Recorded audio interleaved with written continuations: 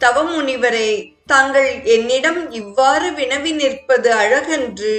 என்னிடம் தனிமையிலும் வந்துள்ளீர்கள். தவம் புரிபவர்க்கு இத்தகைய செயல் இனியதோ என்று மாயை காசிபரிடம் கள்ளத்தனமாக பேசினாள்.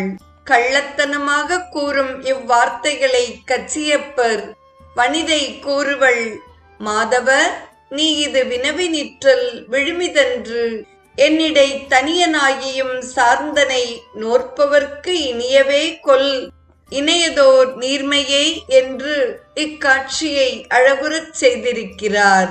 அவளது கேள்விக்கு பதிலாக காசிபர், பெண்ணே கேள், உடல் மெலிய எண்ணற்ற நாட்கள் நாம் தவம் இயற்றுவது இவ்வுலகத்தில் வேண்டியதை எய்துவதற்காகத்தானே என்று கூறினார்.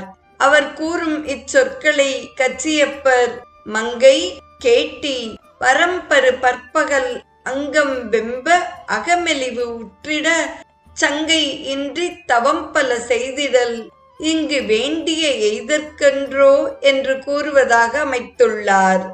எனக்கு தவத்தின் பயன் விரைவில்